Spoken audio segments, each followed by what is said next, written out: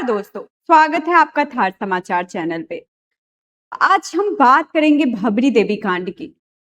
आपने 2011 का कांड का तो आपको याद ही होगा, जिसमें भबरी देवी जिसकी निर्मम हत्या उसकी भी कर दी गई थी और उस प्रकरण ने राजस्थान से लेकर पूरे प्रशासन की नींद हराम कर दी थी। और कुछ ऐसा ही मामला अभी फिलहाल में देखने को मिल रहा है लोहाभट्ट के जंबेश्वर नगर में, जहां पर भबरी देवी की निर्मम हत्या की गई।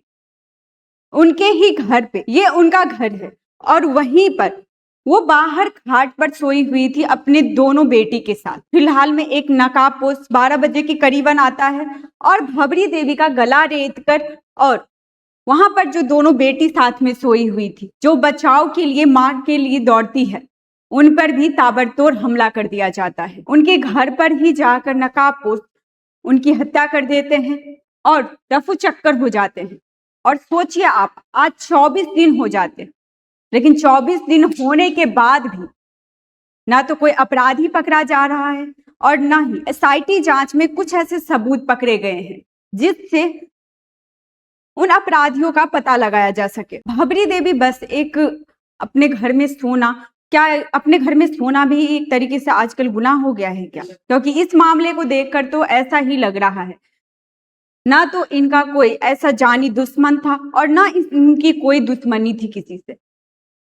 फिर किसने इनकी हत्या कर दी और किसने इनकी जान ले ली? अगर देखा जाए तो उनके आसपास के एरिया में ही अगर उनके रिश्तेदार या जो भी हैं, उन पर शक बनता है। और फिलहाल में ही एसआईटी की जो जांच हुई थी, उनमें भी उन्होंने दावा किया है कि उनके ही रिश्तेदार इस मामले में मिले हुए हैं और उनकी ही मिली भगत है। लेकिन ये कितना सही है और कितना गलत है, ये एसआईटी की जांच में पूरी तरह से अभी साफ नहीं हुआ है। तो क्या रिश्तेदारों को गलत ठहराना यहाँ तक सही है? क्या रिश्तेदारों को भबरी देवी का हत्यारा बताना सही है?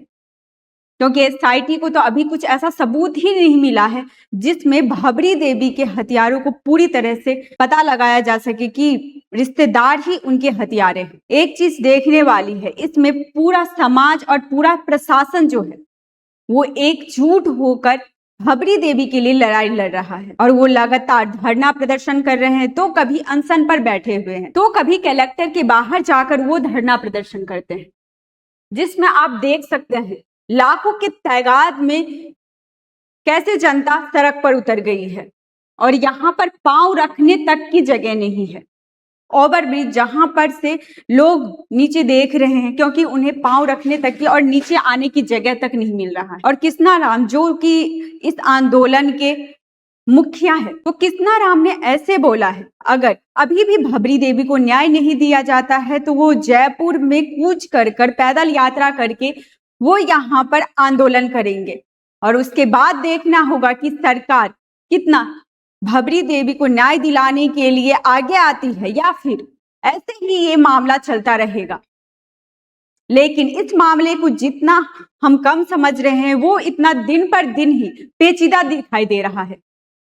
इसका मामले को जितना भी समझने की अपन कोशिश कर रहे हैं, उतना ही इसकी गुत्थी सुलझने का नाम नहीं ले रहा है और ऐसा ही देखने को मिल रहा है क्योंकि दिन पे दिन बीतते जा रहे हैं। कभी एसआईटी जांच तो कभी डीआईजी को ज्ञापन सौंपा गया, लेकिन 3 दिन के डीआईजी के ज्ञापन सौंपने के बाद और एसआईटी जांच के लिए डीआईजी को बोलने के बाद भी अभी तक कोई भी अपराधी का नामो निशान नहीं है और ना ही उनके कुछ ऐसे ठोस सबूत मिल पाए हैं जिससे अपराधी को पकड़ा जा सके। क्या वो जयपुर कूच करते हैं और यहाँ आंदोलन करते हैं, उसके बाद भी क्या अपराधी पकड़े जाते हैं? क्या भबरी देवी को अभी 24 दिन के बाद भी अगर वो जयपुर कूच करते हैं तो भी उनको न्याय मिल पाता है या न्याय नहीं मिलेगा? ऐसे ही सिलसिला चलता रहेगा। ये देखना ज्यादा मजेदार होगा क्योंकि जैसे उनकी बेटी, 2 बेटी को निर्मम हत्या की उनकी भी कोशिश की गई थी, लेकिन वो बच गए।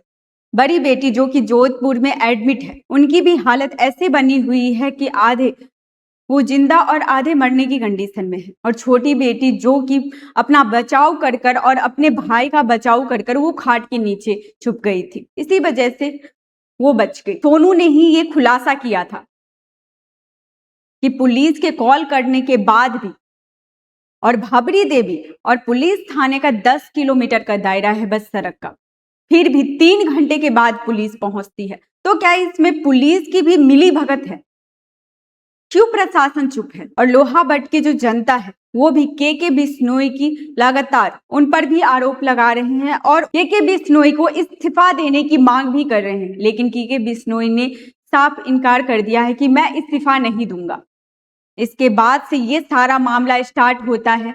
वो पहले लोहावट में धरना देते हैं, फिर लोहावट में से छोड़कर और उन्होंने कलेक्टर का घेराव किया। कलेक्टर का घेराव करने के बाद भी कुछ नहीं बना समझौता।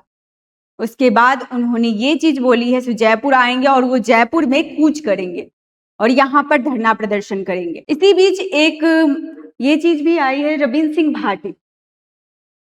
रविंद्र सिंह भाटी का भी एक बयान आया है जिसमें उन्होंने इस मामले पर आपत्ति जताई है और उन्होंने ये चीज बोला है कि इस मामले की दोबारा से एसआईटी जांच हो और एसआईटी जांच होने के साथ साथ एसआईटी जांच होना ही काफी नहीं है। उन्होंने इस मामले में यहां तक बोला है कि उनके अपराधी को जल्द से जल्द पकड़ा जाए, लेकिन ये देखना होगा कि कैसे, अगर रविंद्र सिंह भाटी ने पहले भी ऐसा बयान दिया था, लेकिन जो धरना प्रदर्शन है वहां पर रविंद्र सिंह भाटी क्यों नहीं पहुंच रहे हैं। उन्होंने ये चीज बोली है अगर वहां से उनका बुलावा आता है तो वहां पर वो जाएंगे, लेकिन क्या बुलावे पर ही वहां जाना सही होगा? क्या लोहावट की जो जनता है वो इतने दिनों से धरना प्रदर्शन कर रही है, क्या उनका फर्ज नहीं बनता है कि वहां पर जाकर वो धरना प्रदर्शन के बीच जाकर और खुद ही न्याय की मांग उठाए? बस वीडियो बना लेना और सोशल मीडिया पर बात करने से ही क्या इस मामले का समाधान हो जाएगा? तो इस बीच में सत्ता को भी, चाहे जो भी प्रशासन है, उनको कड़ी से कड़ी कार्रवाई करनी चाहिए और इस मामले पर गौर कर भबरी देवी को न्याय दिलाना चाहिए। बस वीडियो और ट्वीट करने से ही कुछ नहीं हो जाता है, क्योंकि इससे पहले भी रविंद्र सिंह भाटी का एक बार सोशल मीडिया पर वीडियो आया था जिसमें उन्होंने एसआईटी जांच को लेकर आवाज उठाई थी और फिर दोबारा से वही वीडियो डालना, क्या ये सही है? रविंद्र सिंह भाटी को इस मुद्दे पर खुद जाना चाहिए। तो अब देखना होगा कैसे वो कृष्णाराम जिन्होंने इस आंदोलन का आगाज किया था और उन्होंने ये चीज भी बोली है वो जयपुर में कूच करेंगे, तो देखना होगा कि वो जयपुर में कूच करते हैं या उससे पहले ही भबरी देवी को न्याय मिल जाता है, या फिर ये सिलसिला ऐसे ही चलता रहेगा। 10 दिन होना, जैसे 10 दिन उन्होंने अनशन पर भी बैठे, 5 दिन का ज्ञापन भी उन्होंने लिखित में दिया था, लेकिन फिर भी आरोपी नहीं पकड़ा गया और 3 दिन का अल्टीमेट देने के बाद भी 3 दिन का अल्टीमेट भी खाली होना और फिर उन्होंने कलेक्टर का घेराव भी किया और कलेक्टर के घेराव करने के बाद अब उनका ये बोलना कि वो जयपुर कूच करके और इस आंदोलन के लिए न्याय मांगेंगे। तो अब देखना होगा कि जयपुर कूच वो करते हैं और जयपुर कूच करने के बाद भी उनको न्याय मिल पाता है या नहीं मिल पाता है। और इस मामले में जैसे हनुमान बेनीवाल और रविंद्र सिंह भाटी बोल रहे हैं, तो उनको धरना प्रदर्शन पर आकर खुद ही जनता से मिलना चाहिए और सरकार को इन चीजों के लिए बोलना चाहिए कि भबरी देवी को जल्द से जल्द इस मामले में पूरे मामले की जांच की जाए सही से और उनको न्याय दिया जाए जल्दी से जल्दी। अब देखना होगा आगे क्या होता है, क्या वो जयपुर कूच करते हैं, क्या होता है। ये सारी अपडेट के लिए आप बने रहिए अगले वीडियो में। ज्यादा से ज्यादा लाइक करें, सब्सक्राइब करें और शेयर करें। धन्यवाद।